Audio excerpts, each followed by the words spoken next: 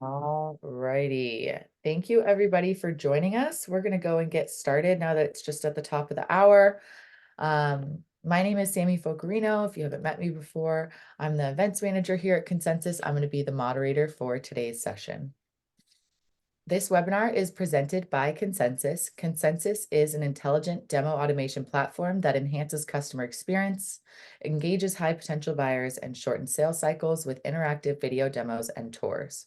You can learn more at goconsensus.com. We had a great time at all of our events in 2023, and we're very excited to be gearing up for our first event of the year in San Francisco. This will be our third time hosting DemoFest X in the Bay Area, and we're planning on this being our biggest and best year yet. There'll be exciting new networking opportunities, free professional headshots, and of course, the top tier pre-sales and buyer enablement sessions from leaders and coaches you love. You can register at demofest.com, or I will also post it in the chat as well. Our call for presentations for the largest pre-sales event in the world, Virtual DemoFest, is now open until the end of January. This event will feature 3 full days of pre-sales and buyer enablement content, which you can access virtually from anywhere in the world. If you have a topic that's very compelling about the pre-sales or buyer enablement space, we invite you to submit a presentation. You can do so at the link that I will post in the chat. And now I would like to introduce our speaker. Blue is a research principal at G2 concentrating on sales software.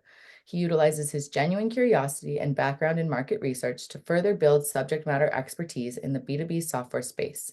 Blue grew up in a military family moving all over the world, from South Korea to Germany to Virginia, where he now calls home. He received his BBA in marketing with a professional sales concentration from James Madison University, and in his free time, he enjoys traveling, trying new foods, watching and playing sports, and hanging out with friends and family. And with that, I will turn the rest of the time over to you, Blue. Thanks so much, Sammy. Thank you all for joining. Excited to share some insights on what I have for you all today. So yeah, to get started, this is a little webinar to talk about the proliferation of demo automation software. I was fortunate enough to have Consensus ask me to join, given some interesting trends that we've seen in this market, even though it's early on, rapidly growing market, and excited to kind of talk through the landscape of it now today. I appreciate the background and the intro, Sammy. I have one little slide talking about me, and then I promise we'll move on to the better stuff and talk about demo automation. But as Sammy said, my name is Blue Bowen. I'm a research principal on the G2 market research team. I focus on sales software, so kind of all sales tech and kind of the encompassing kind of go-to-market organization. So a little bit about me. As Sammy mentioned, I'm an Army brat. So growing up, moved every 2 years all around the world, from South Korea to Germany, England, Virginia, Maryland, until college, where I kind of made Virginia my home. I attended James Madison University, got a bachelor's degree in marketing with a concentration in professional sales. Upon graduation, moved to the wonderful Washington, D.C. metro area.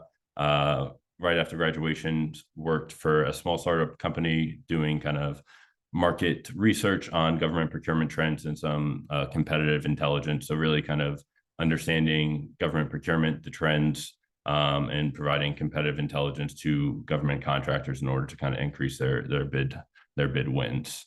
After that, I am now at the wonderful G2, where again, I'm on the market research team focusing on sales software. So really excited, interesting topic in today's day and age. A lot of sales tech consolidation, as we've seen all around. So fascinating time to kind of be studying this stuff. And then outside of the kind of professional studies, for any kind of football fans out there, I'm a big Baltimore Ravens fan. So looking forward to hopefully long playoff run here this season. But that's just a little bit about me. Now to talk about why we're all here today, the exciting topic of demo automation. Before we delve into kind of where the market is now, what we've seen, some interesting G2 data, kind of wanted to get an overview about what exactly is demo automation. So on G2, this is our definition of demo automation. It's really about enabling prospects to get an early product experience that's kind of customized and relevant to them. They really educate the prospect earlier in the process by illustrating a product's value and highlighting its capabilities. We'll talk about the benefits later. That has a lot of benefits in terms of efficiencies, value realization, and there's also a wide variety of use cases and personas that can leverage demo automation. Some of the use cases are interactive product tours, guided demos, and live demonstrations. So now the question I'm sure a lot are wondering, why is demo automation growing so rapidly? In G2 State of Software report, this was kind of the last page of the State of Software report. And I've gotten a lot of feedback on it and questions, very surprising. That demo automation out of the new categories we made on G2, which as you can see on this graph is categories that were created between September 1st, 2022 and September 1st, 2023. Demo automation has the highest traffic in terms of on G2 in terms of these new categories.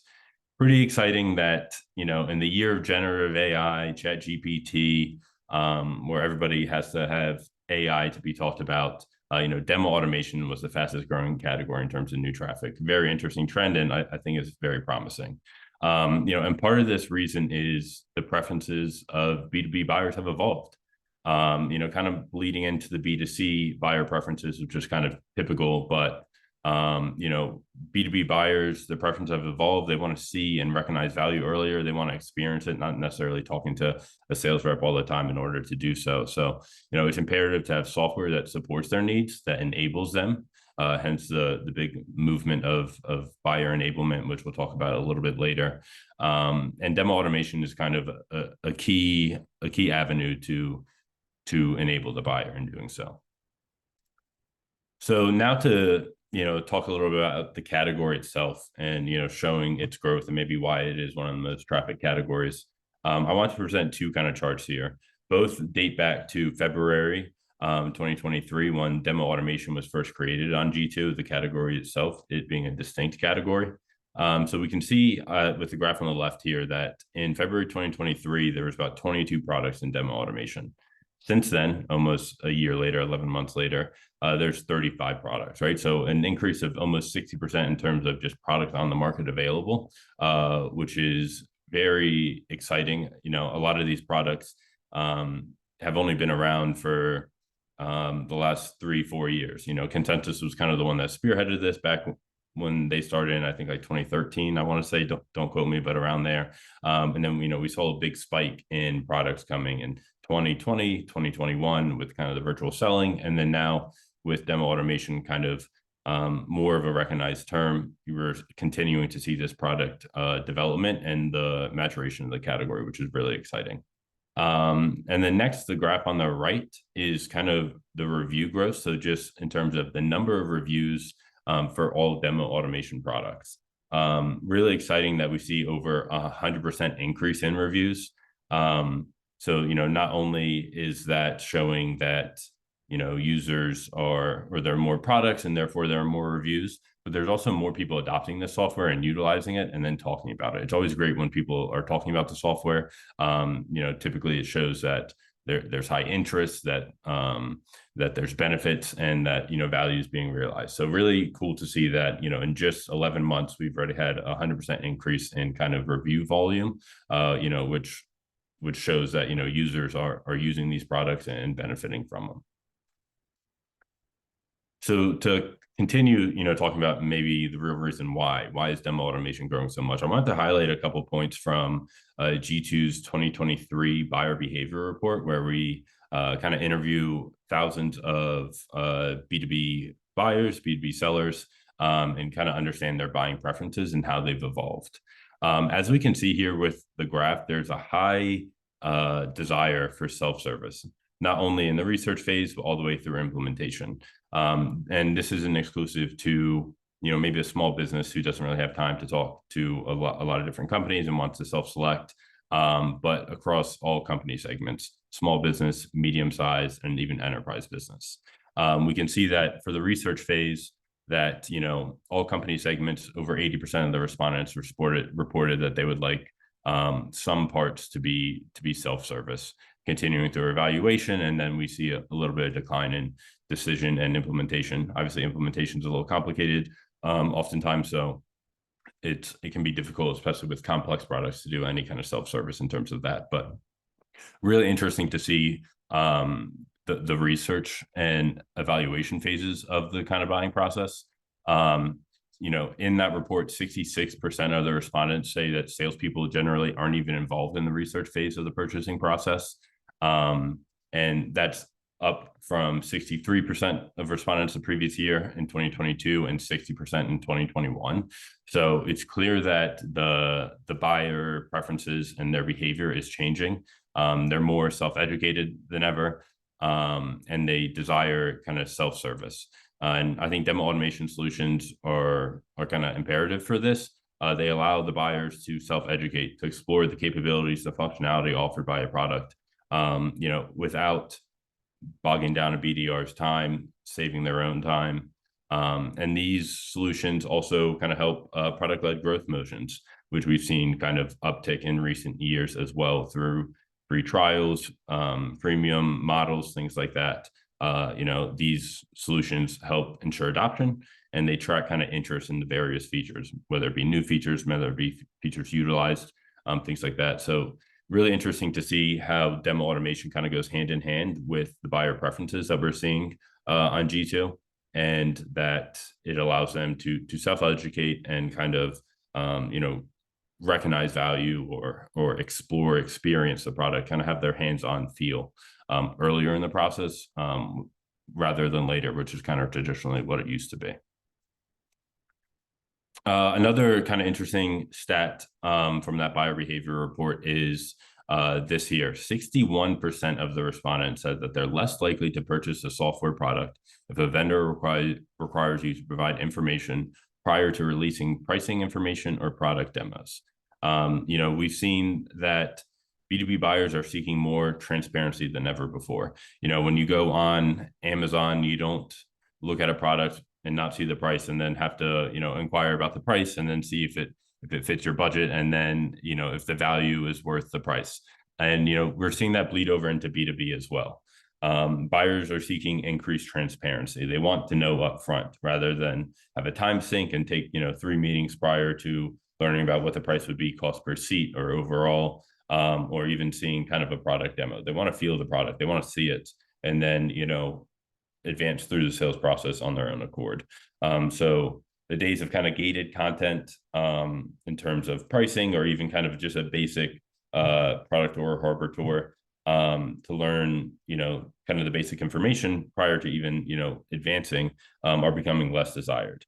Buyers now more than ever are educated and expect transparency and ease in the buying process. If you're not making the buying process easy for them, it's a lot less likely that they're going to convert. So really kind of a focus on the buyer, this buyer enablement notion, this philosophy, we see as really strong and bleeding heavily into B2B.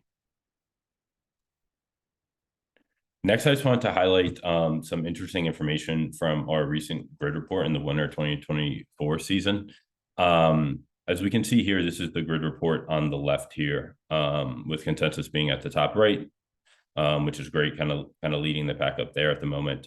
But what I found even more interesting is these 4 data points on the right, which is just the category average, so not exclusive to one product, but more so representative of the category as a whole.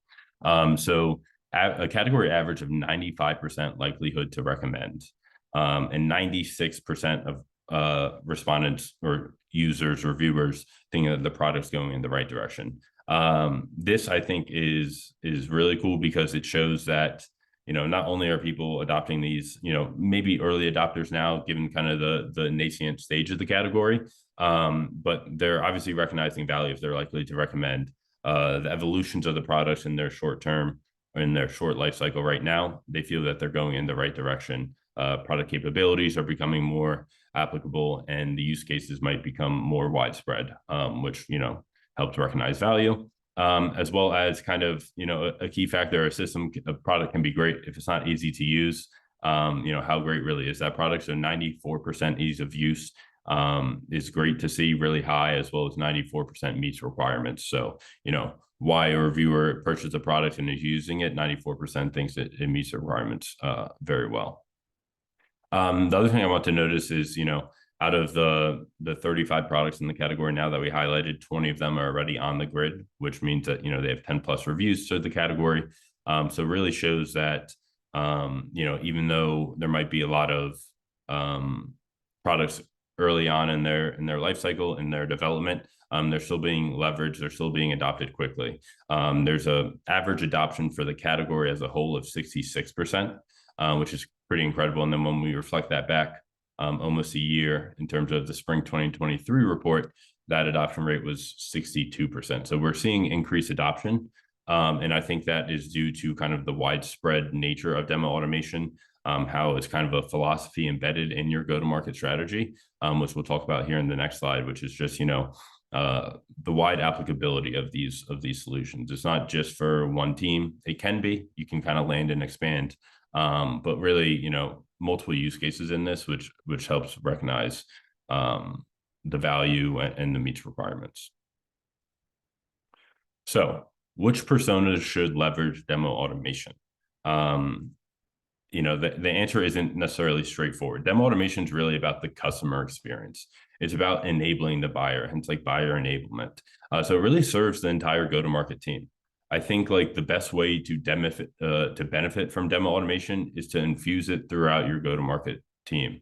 Rather than kind of pinpointing one team and then landing to expand, which might be the way, but really it's more of like a philosophy or initiative that believes that, exposing the product earlier in the sales cycle leads to better wins, more consistent pipeline.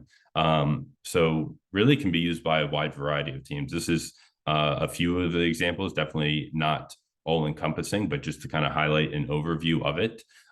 Who's demo automation for? Kind of really started with the pre-sales teams, right? The demo heroes, the demo gurus, whatever your organization calls them, pre-sales, solution engineers, sales architects, demo engineers, kind of a wide variety of names right now. But it allows them to eliminate repetitive demos. It allows them to reduce the need for unqualified demos. Maybe we're advancing prospects throughout the pipeline who really aren't a good fit for our ICP, or our product might not meet their needs. So we're saving time on these unqualified demos. They can focus on higher value added tasks that might result in more productivity. Additionally, they can easily spin up demo environments we use at scale, easily customized, whether that be extensive sandbox and proof of concepts, or simple interactive product tours, or maybe just live demonstrations. They're allowed to they're enabled to spin up these environments. They can be edited easily, and that allows them to better resonate when they're demoing and to do it more effectively as well. Next is the sales team. Again, kind of all encompassing, but just a few examples of how they can do it is they can use these solutions to provide lead behind for prospects, whether that's after a first call or throughout the sales process. And additionally, these, I think Conscientious calls them demo analytics, but these engagement analytics are really insightful. So you can see if a demo has been looked at, who has it been looked by, for how long, what areas of the demo might be most relevant to them, in order to better tailor your talk track in future conversations, or learning about what your prospect really cares about. And there's also this notion, I believe Chris White told me this a while back, but these demo automation solutions make it better for even a sales rep to better tailor the demo to their interests, their industry, their roles. He had this phrase that it's so easy a sales rep can do it. That allows even a sales rep to easily customize the demo, to provide a header and branding to make the data more relevant to their use case, maybe based off some analytics. so a lot of good use cases for kind of the pre-sales, the sales team there, BDRs, et cetera. And then next to marketers, this is one that might not have been an initial maybe benefit recognized or persona thought of about demo automation, but something that I've seen kind of widespread, and a lot of these kind of earlier products are focusing on is the marketing team. Embedding these interactive product tours on the website to enable buyers to experience their product. Oftentimes we go to websites, we read all these marketing collaterals about what all these products can do, and it sounds great.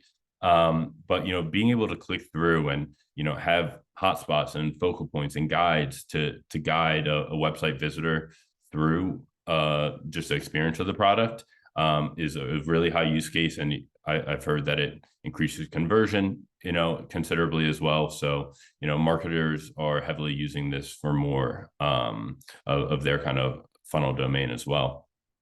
And then lastly is customer success. Oftentimes, previously there wasn't as much of a focus in B2B sales on retention and expansion. It was always, let's get new logos, let's get new logos. Now, due to maybe some economic turbulence, we're seeing a heightened focus in retaining and upselling. And customer success teams can use these solutions to educate customers on new products or new features released. Rather than kind of just the standard newsletter that might come out or in a conversation with a call, enabling their customers to look and feel the new product feature that might be released, to increase adoption and awareness, and interest in this, which in turn supports expansion opportunities if there is interest in some of these new products or new features. So really enabling kind of the whole go-to-market team in different ways to enable the buyer, enable the customer to provide a better experience, leading with your product. Next, I wanted to talk about the types of different demo automation. So I've broken it down into 4 different types right now. There's kind of a few different beliefs here, but just to kind of break down, I guess, kind of the various outputs you could have through demo automation. So the first being video based. This is, I think, kind of where demo automation originally started. That allows users to experience product through videos and pre-selected paths. Typically based off user interest. Maybe a quick survey or a form saying, why are you here? What are you interested in? What do you want to see to make it most relevant? Make the best use of that prospect's time. The next is screen capture. Individually capturing screens to put together to demonstrate a product and highlight key focal points. Kind of like the interactive product tours that I was talking about earlier. It's grabbing the application, the screen, moving the prospect, guiding their focus through different points, whether emphasizing different features of the product, different capabilities, or just maybe even the UX, which is increasingly important now given the saturation in some of these software categories, that a UX can be a competitive advantage. Next, kind of a tried and true, which I'm sure will resonate with a lot of the sales engineers and pre-sales consultants out there, but live demos.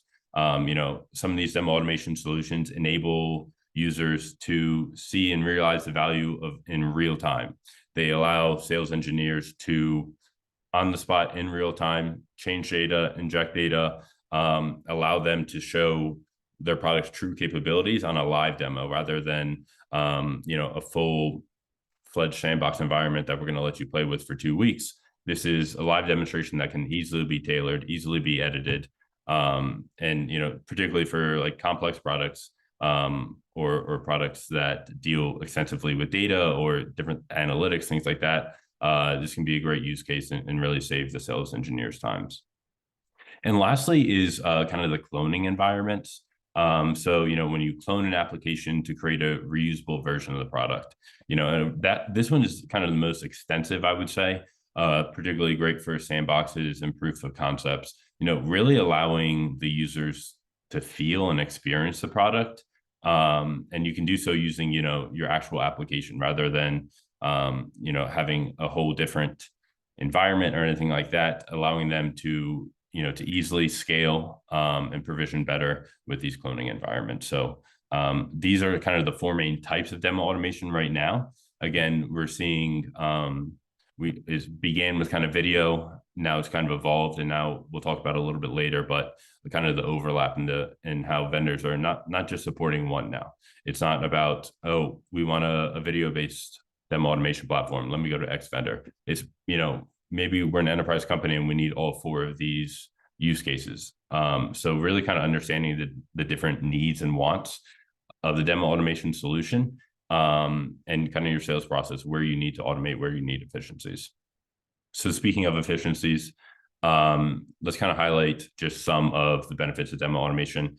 Again, I'm sure we could talk about benefits of demo automation throughout the whole go-to-market team, throughout all of the four teams I highlighted earlier, even product managers, but just kind of a high-level overview of some of the benefits of demo automation.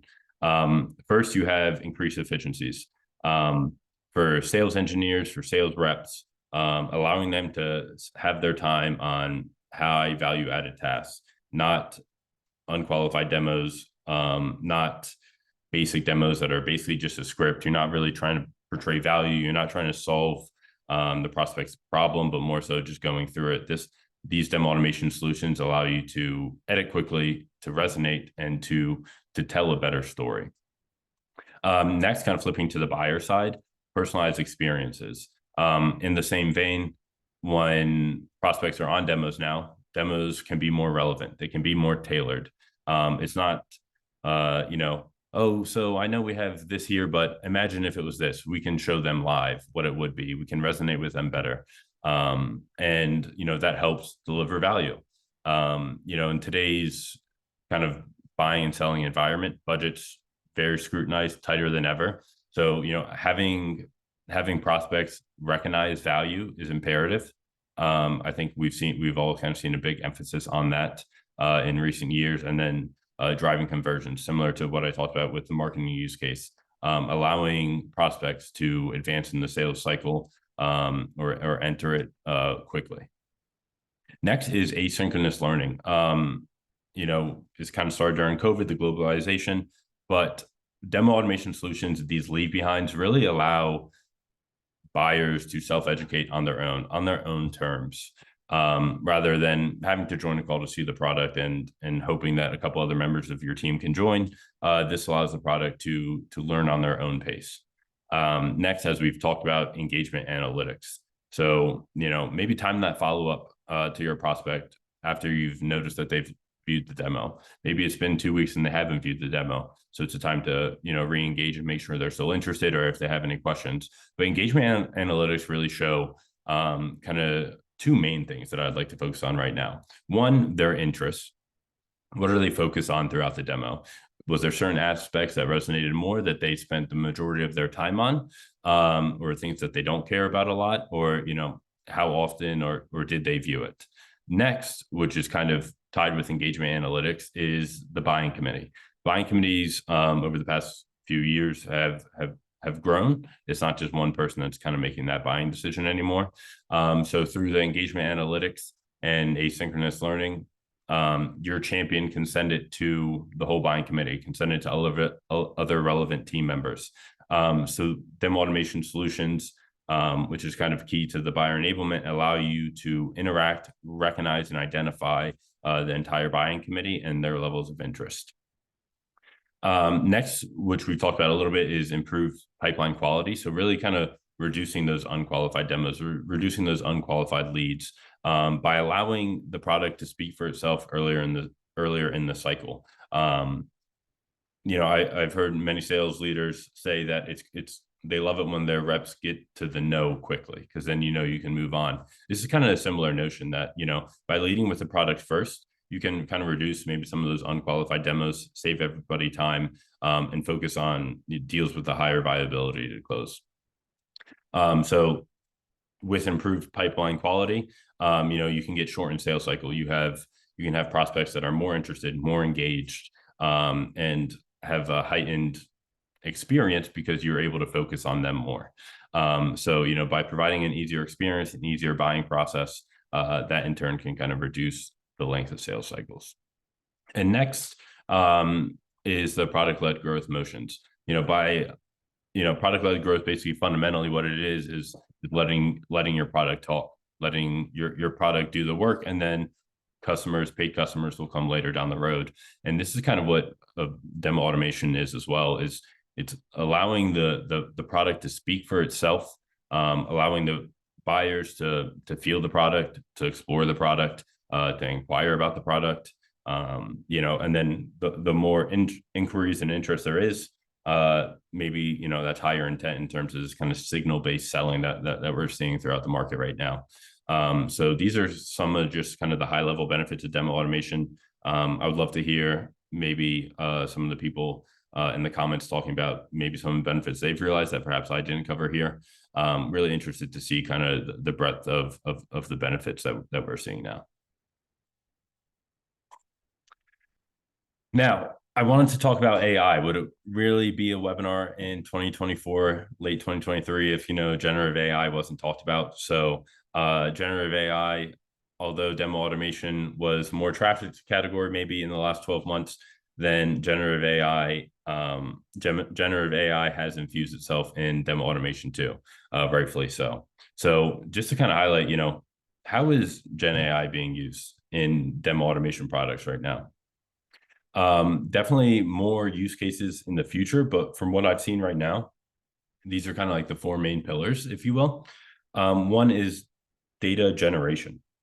I talked about earlier how demo automation solutions allow a buyer to better resonate with the prospect, whether it be tailoring data that's more relevant to them, branding it, customizing it, making it feel them. A few products have implemented Gen AI to auto-populate data to make it relevant to them, whether it be a specific persona, whether it be a specific industry, or more so just trying to show a higher scale, whether you're demoing a small business, maybe, with like 1 million revenue versus a large enterprise with hundreds of $1 million revenue. This data generator can, easily make the data relevant throughout the whole demo rather than having to kind of plug and play each data point. Next is customization, whether that be to translate guides into a language that your prospect speaks, or let it enhance and edit guides through the use of some Gen AI tools, saying, say concisely that this shows how the analytics monitor sales performance and improve action plans or something like that.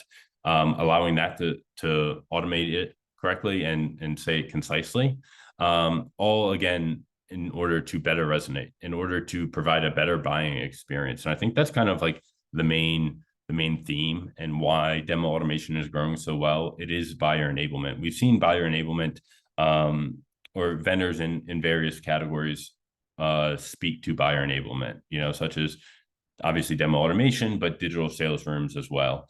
And it's just placing the emphasis on the buyer, as sellers necessarily aren't leading the sale anymore. It's almost in the buyer's hands. So enabling them, allowing them, maybe you're selling to an enterprise team that's international and you need to translate it into multiple languages to better accommodate language barriers.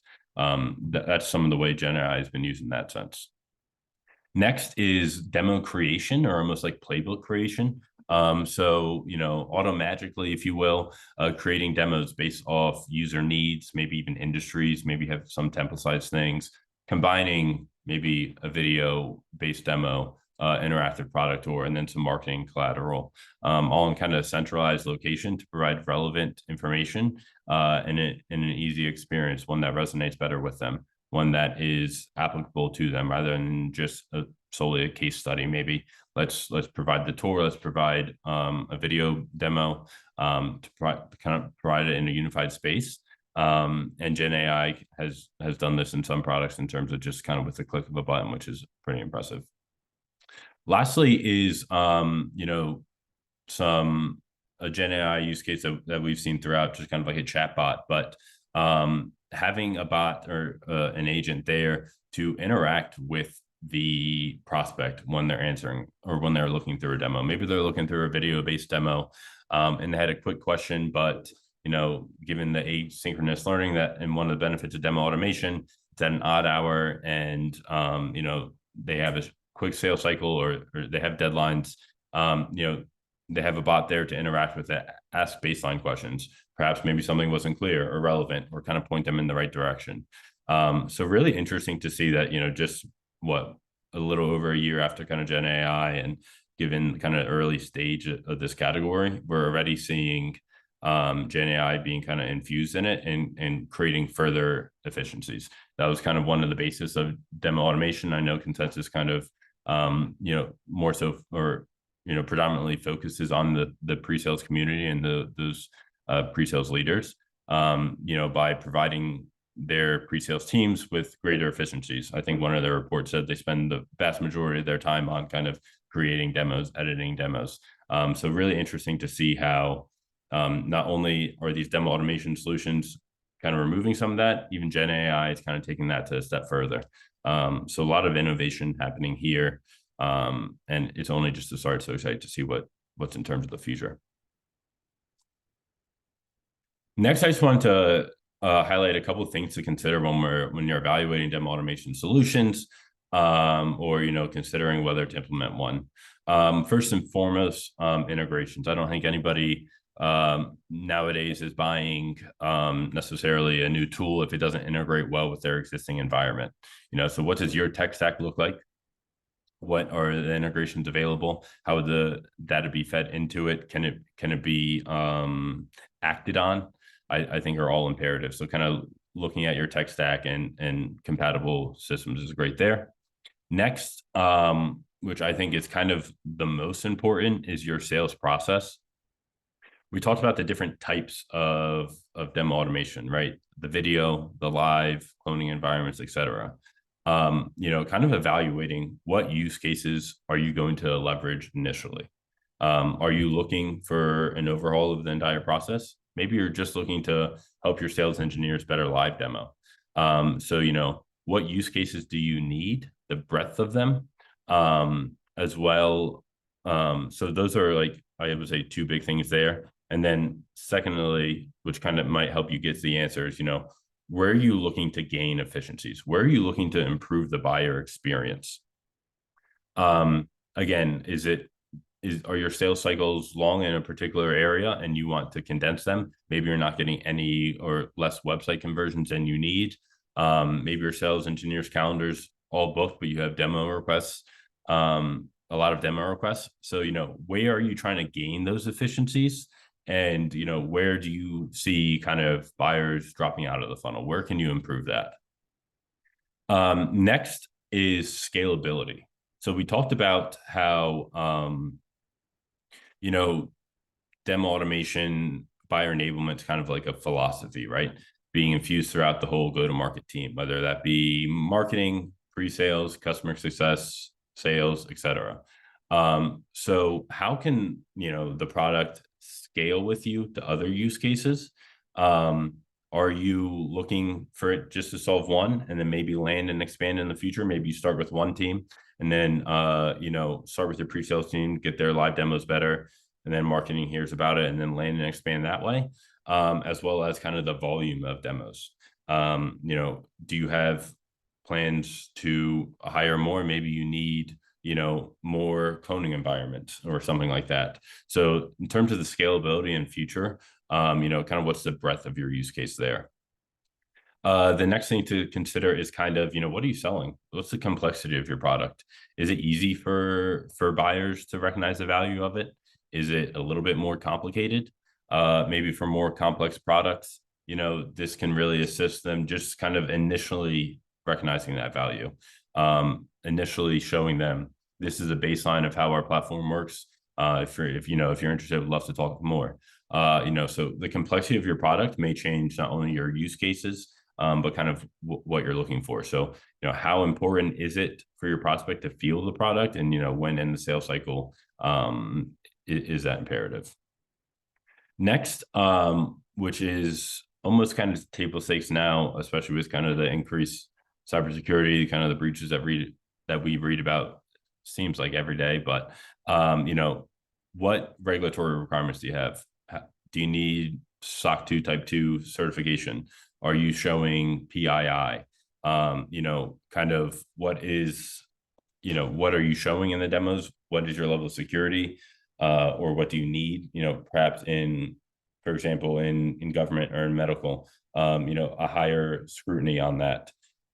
So just some kind of baseline considerations to think about when we're talking about demo automation solutions. But I would say the kind of two to focus on really here are your sales process and your use cases. So, recognizing where there are inefficiencies, what problem are you trying to solve that problem, see how you can kind of land and expand to solve other problems as well. So wanted to provide just a couple predictions about the future of demo automation. Demo automation's early, right? We just talked about that. The category was created 1 year ago. We're already seeing a large surge in interest in products, but it's going to continue to evolve. So here are some, I guess, kind of future predictions for demo automation. I think vendors will continue. We've already seen this happen, just as recently as a few months ago, but will continue to expand their use cases and types of demo automation. So perhaps a vendor focus, originally specifically on live demos. Now they're coming over to screen capture, maybe cloning environments. Maybe it was, traditionally video based. Now we're moving over to screen capture. So I think vendors will continue to expand their use cases to help support the scalability that's kind of required when you expand into different teams. Next, I think the analytics that I talked about earlier will become more prevalent. I think sales leadership will view it as more of a critical factor in assessing the viability of a deal. Let's say a sales rep has a close win rate or at like 80%, but they haven't looked at any demos or anything like that. They send over material, nothing has been looked at. Allows systems or allows predictions analytics to be better scrutinized in order to have more predictable revenue, to really kind of trust that number in your CRM or whatever kind of platform you're using. So I think there'll be kind of a heightened focus on these demo analytics, and we'll be seeing providing more value. Next, kind of in line with that, I think we'll see an expansion of integrations for demo automation platforms. Right now, it's kind of traditionally definitely tied to your CRM to track some of that data, but I think it will kind of touch all points of the buying process, right? Whether that be sales engagement platforms in order to kind of infuse demos throughout these different digital touch points, digital sales platforms, which I mentioned earlier, is kind of a big driver of this buyer enablement movement, which is focusing on the buyer, allowing the buyer to kind of drive. I think we'll see increased integrations there, as well as maybe perhaps like marketing automation platforms as well. So really feeding these demos, these analytics into more key critical business systems to allow reps to maybe, focus on live and breathe in one rather than kind of bouncing around. So I think we'll see kind of increased partnerships and integrations in that regard. Next, we'll see an increased competition. It's only been a year since the category is created. The majority of the products were kind of created, kind of 2020 onward. Again, with Contessa kind of spearheading it back in the day, but we've seen a large increase in products more recently. I think this will continue. I think that's part of the reason why we're going to see some of the expanded use cases that we're already seeing, is that people want to be able to provide that kind of full stop solution for kind of all your demo needs. So I think there will be continuing to be new entrants in the market as well, kind of increase competition. Next, we've already seen some increased adoption. I told you, as I said previously, that 66% in winter 2024 now, which is an increase from 62% in spring of last year. I think we're going to continue to see this adoption, whether that be due to maybe some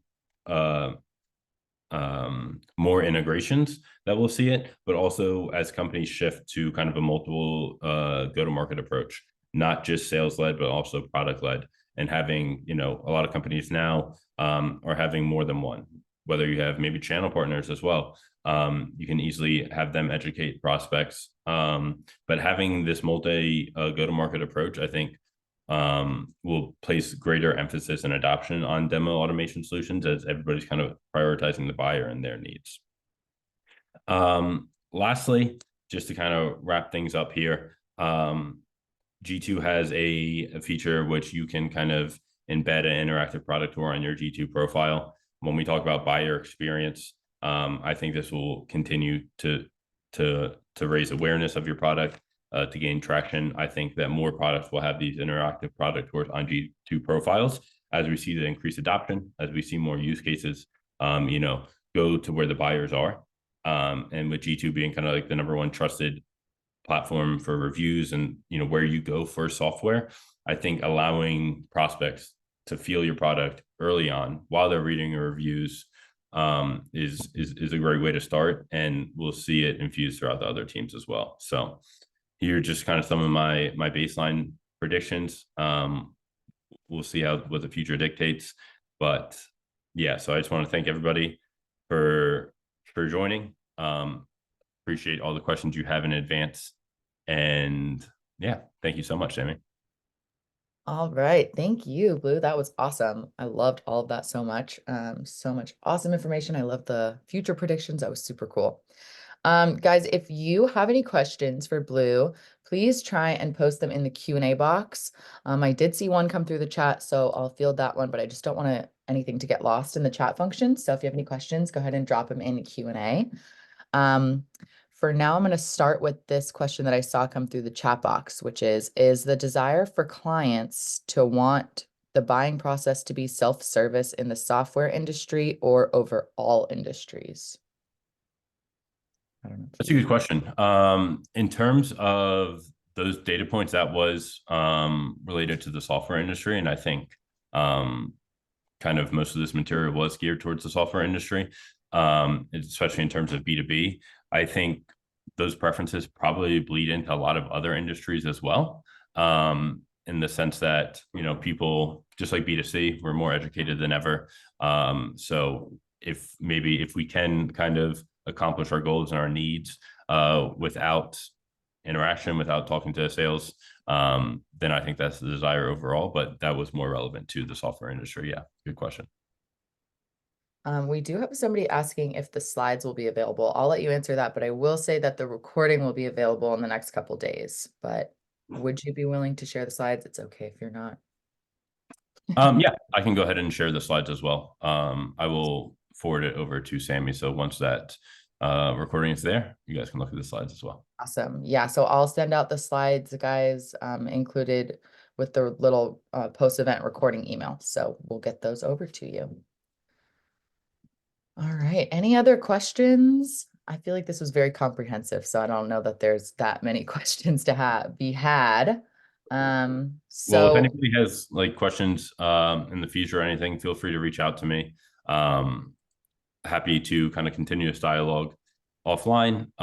Very interesting topic here. So, feel free to connect with me on LinkedIn or just reach out over to my email, and I'd be happy to kind of hop on a Zoom call anytime. Awesome. We did actually have one more question just come through. Oh, a couple more. Okay, so I'm just going to keep fielding them to you if that's okay. We have a little bit of time. What is the best way for beginners to get started with demo automation? I would say I guess it kind of depends on who you, or I guess, what your use case is, what you're looking for. I would say the first way is trial some of these demo automation solutions to see kind of maybe, what your use case may be if you're totally naive to it. There's also great materials online. I know Carrie Sladinsky and Chris White have a great buyer's guide online as well, in terms of just kind of an overview.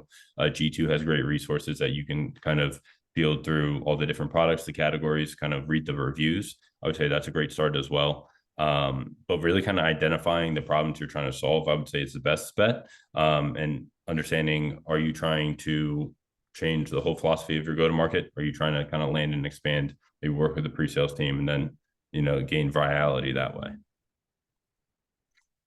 We did have somebody ask, where do I go if I want to see a demo of the demo automation software itself? And I'm going to just do a little plug that you can watch a Consensus automated demo at goconsensus.com, but I will let Blue maybe answer to some of the other demo automation products there are in the space. Yeah, I would say that's a fair answer for most of the products. The vast majority, or I don't know about vast, but a lot of them have product tours on their website. or embedded on the G2 profile. So I think either of those are a good start. I'm not sure if you know the answer to this one, but we had somebody ask for a price range for some of the top demo automation solutions. I I don't do know. not know that one offhand. Yeah.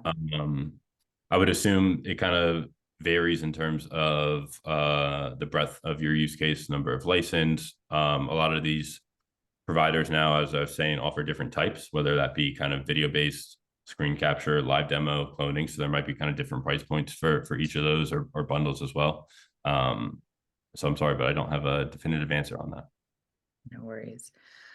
Somebody has a question in terms of feedback and returns from customers. What are the main indicators you could share? Does that make Uh, sense? in term, I'm not sure exactly I'm understanding that question. Yeah. Of of Wilmar, if you want to provide a little bit more details on the question, we'd be happy to try and answer it for you. I would But say, yeah, without fully understanding the question, if you're looking for just kind of feedback on the different players in the market, obviously I think G2 is a great resource for that. Learning, hearing, reading what some users of the platform say, likes, dislikes, as well as kind of like business problem solves. I think that'd be a great place to start in terms of maybe like indicators, like what are you trying to solve? Go ahead and read the reviews and see kind of how these different users are solving the problems.